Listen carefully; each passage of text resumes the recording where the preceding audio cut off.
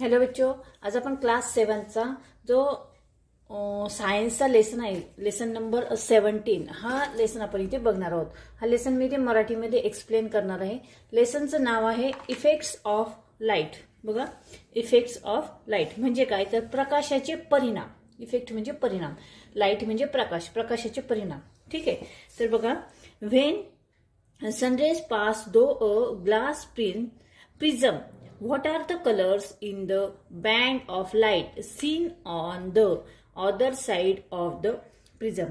म्हणजे सूर्यकिरण जेव्हा काचेच्या ग्लासातून म्हणजे काचेच्या लोलकातून किंवा ग्लासातून जातात तेव्हा त्या ग्लासाला किंवा त्या लोलकाच्या दुसऱ्या बाजूला, ग्लासातून सूर्यकिरण जातात त्यावेळेस त्याच्या दुसऱ्या बाजूला कोणकोणत्या रंगाचे पट्टे दिसतात असा प्रश्न आहे। ठीक आहे, तर बघा, हा जो आहे प्रकाश जो असतो, you have learn that light is compose of सर्वल colours. म्हणजे काय तर प्रकाश हा कसा असतो, अनेक रंगांनी बनलेला असतो, सर्वल कलर्स।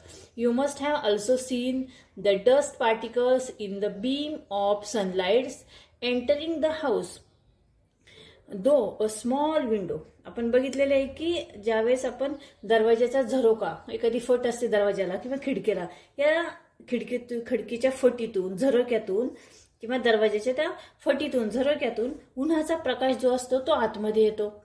त्यावेळेस काय होतं की त्या प्रकाश झोतामध्ये ते दिसणारे जे धुलीकण असतात, बारीक बारीक पार्टिकल असतात, तर आपण धुलीकण म्हणतो, ते आपण पाहिलेले आहेत। ठीक आहे, beam of sunlight entering the house through a small window we switch on the head lamps on a car when the drive through a thick fog. आपण बघितलंय की आपण दाट धुक्यातून गाडी जाताना आपल्या गाडीच्या समोर दिवे लावले जातात।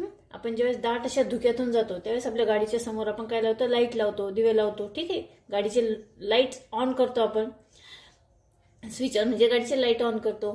You must have seen the beams of those lamps म्हणजे काय तर जेव्हा या दिव्यांचा आपण जो प्रकाश जो आपण बघितलेला असतो, जेव्हा आपण हे पाहतो तेव्हा आपल्याला काय दिसते तर या सूक्ष्म प्रकाश झोतामध्ये म्हणजे we see tiny dust particles floating in the beam म्हणजे काय तर या ज्या झरोक्यातून, जे प्रकाश झोतातून जे आपल्याला सूक्ष्म धुलीकण जे दिसत असतात ते त्यामध्ये तरंगत असतात। फ्लोट म्हणजे काय तर तरंगणे, particles floating in the beam. This is why we are able to see beam of light. त्यामुळेच तर हे जे प्रकाश झोत असतात तो आपल्याला आपल्या डोळ्यांनी दिसतो। See beam of light we see a variety of shades of colour in the early morning and evening sky. म्हणजे काय तर आकाशातून हे जे प्रकाश झोत आपल्याला येताना दिसतात ते सकाळी आणि संध्याकाळी आपल्याला विविध रंगामध्ये दिसतात। अर्ली मॉर्निंग अँड इव्हिनिंग आपल्याला वेगवेगळ्या रंगामध्ये दिसतात। In the photographs taken from space by satellites the earth appears to be blush. त्यामुळे आकाशातून आपण पृथ्वीचे जे चित्र काढतो किंवा पृथ्वीचं जे फोटोग्राफ्स घेतले जातात आकाशातून, त्यावेळेस आपल्याला काय दिसतं की पृथ्वी ही कशी दिसते, ब्ल्यू कलरची दिसते। पृथ्वी ही आपल्याला ब्ल्यू कलरची दिसते। हा सर्व कशाचा परिणाम आहे तर हा सर्व परिणाम हा सूर्यकिरणांचा आहे। ठीक आहे, पुढे बघूया स्कॅटरिंग ऑफ लाईट। स्कॅटरिंग म्हणजे काय तर विकिरण, प्रकाशाचे विकिरण, scattering of light. All the experiment using laser rays should be done under the supervision of the teacher. म्हणजे काय तर लेझर किरणांचा वापर करायचा, सर्व हे जे प्रयोग आहेत लेझर किरणांचा वापर कशा पद्धतीने करायचा हे प्रयोग तुम्ही शिक्षकांच्या पर्यवेक्षकाखाली अभ्यासा असं म्हटलेलं आहे। ठीक आहे, तर त्यासाठी ते प्रयोग दिलेला आहे। पार्टस आपल्याला इथे काही साहित्य दिलेलं आहे, कोणकोणते साहित्य लागतात त्यासाठी तर ग्लास बेकर, डिओड लेझर म्हणजेच laser pointer, water, milk or milk powder, spoon, dropper etcetera. म्हणजे काय काय पाहिजेत आपल्याला, ग्लास बेकर म्हणजे काचेचं एक भांड पाहिजे, काचेचं चंचू पात्र म्हटलं तरी चालेल त्याला।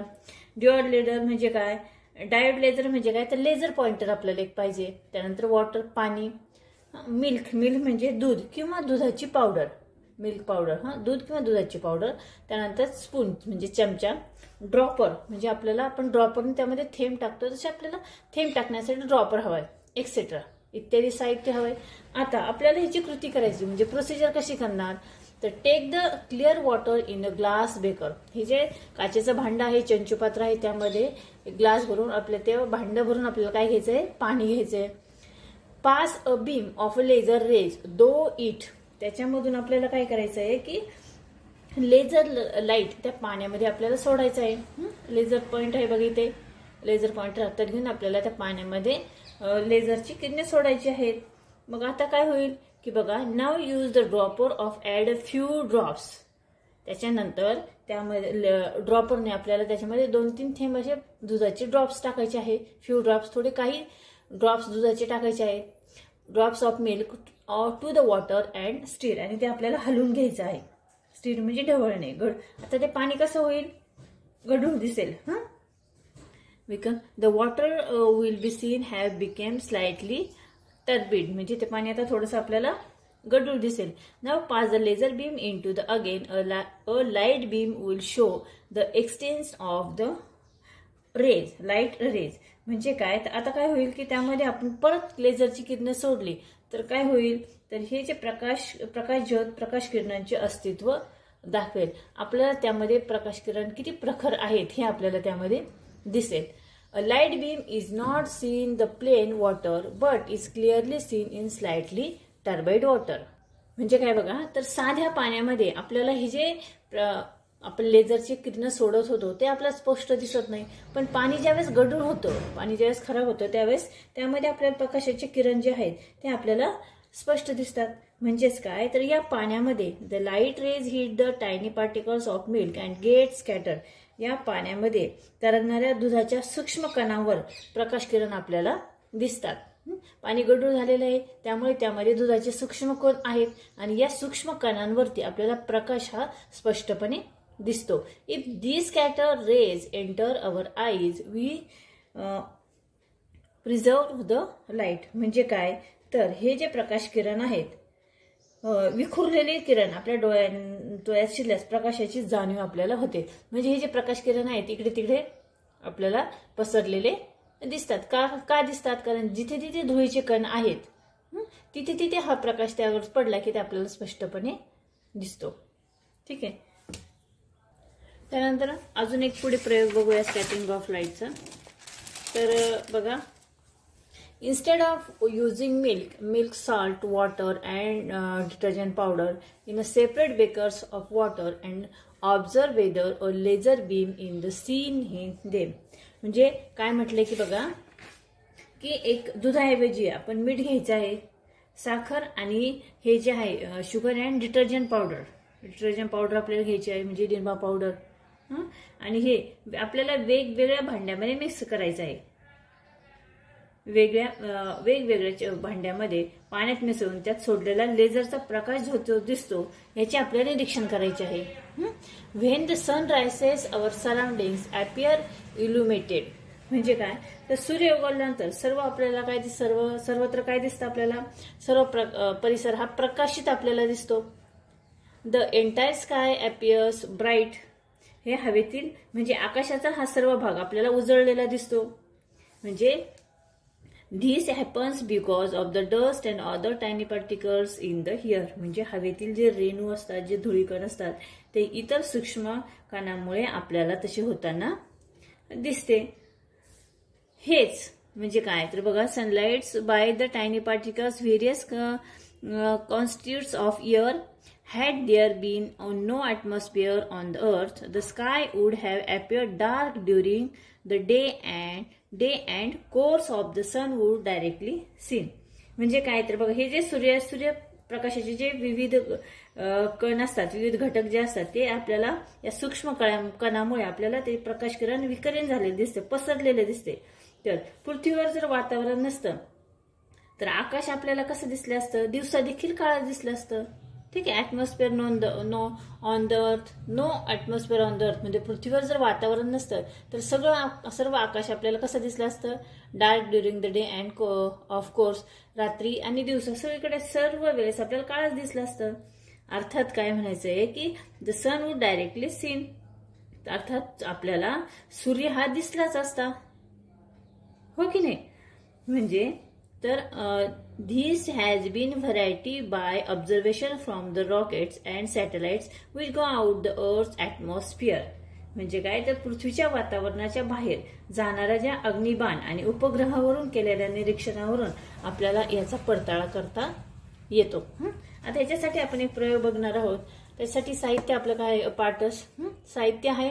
अ table lamp with a 60 or 100 watt milky bulb म्हणजे एलईडी बल्ब घ्यायचा आहे. LED will not do. LED will not do म्हणजे एलईडी बल्ब आपल्याला चालणार नाही. ठीक आहे.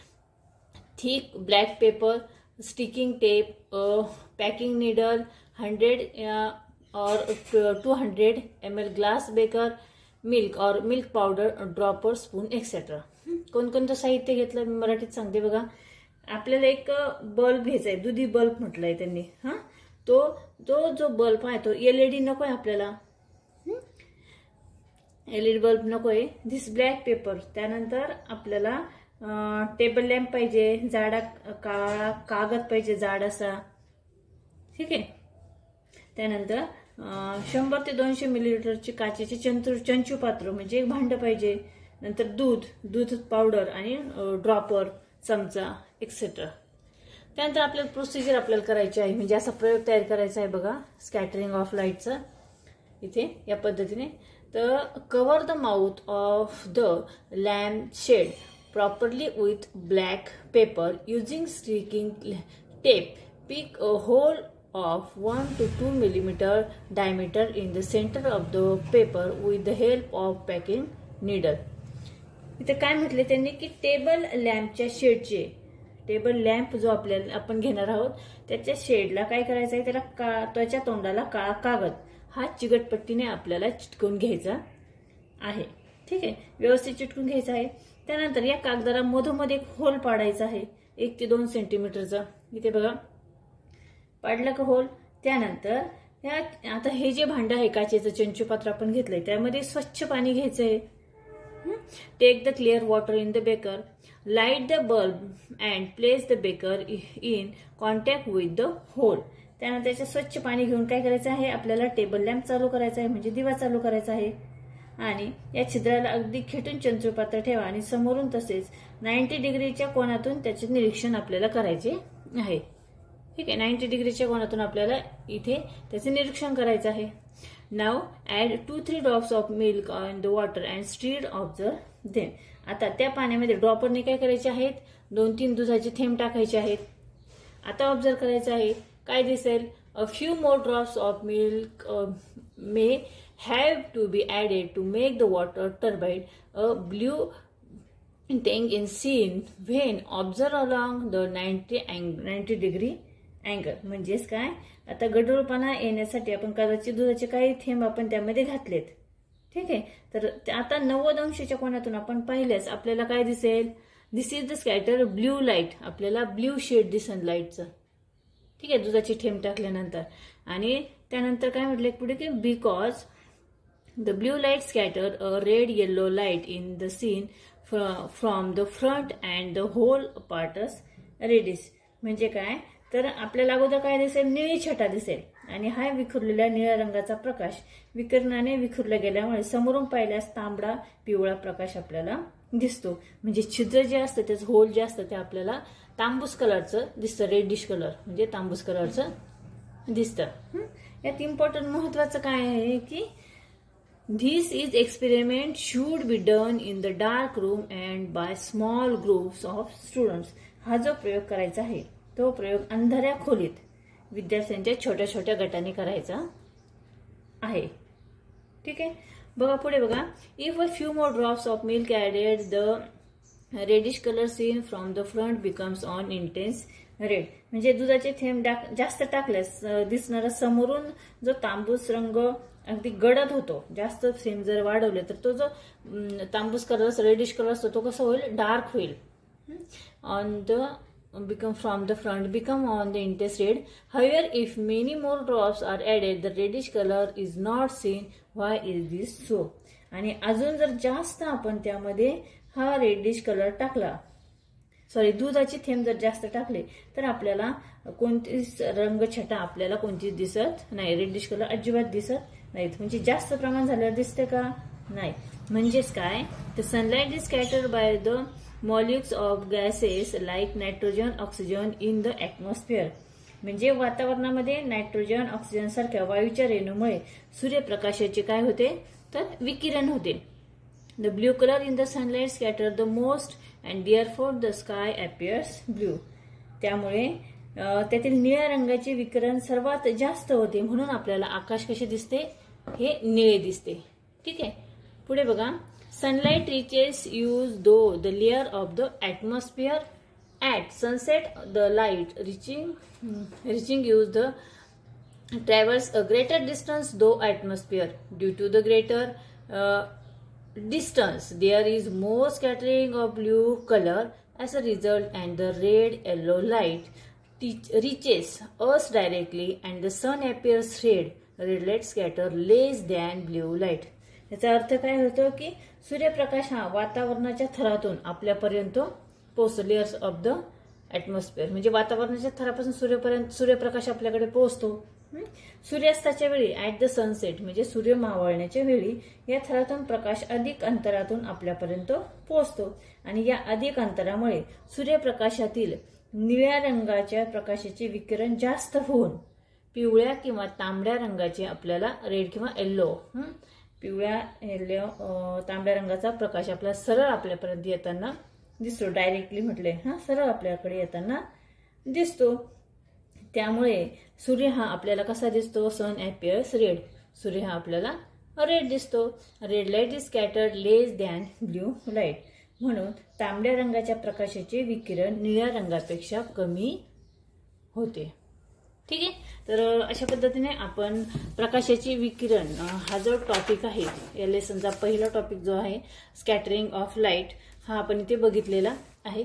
आय होप तुम्हाला आतापर्यंतचा जो आपण लेसनचा फर्स्ट पार्ट बघितला तो तुम्हाला नक्की समजला असेल. या व्हिडिओला तुम्ही लाईक करा, शेअर करा आणि बेल आयकॉन नक्की प्रेस करा. आपण या लेसनचा पुढचा पार्ट जो घेणार आहोत त्याची लिंक लगेच तुम्हाला मिळून जाईल. ठीक आहे. व्हिडिओ कसा वाटला कमेंट्स करून नक्की कळवा. व्हिडिओ आवडला तर व्हिडिओला लाईक करा, शेअर करूया. पुन्हा भेटूया पुढच्या व्हिडिओमध्ये. तोपर्यंत बाय बाय.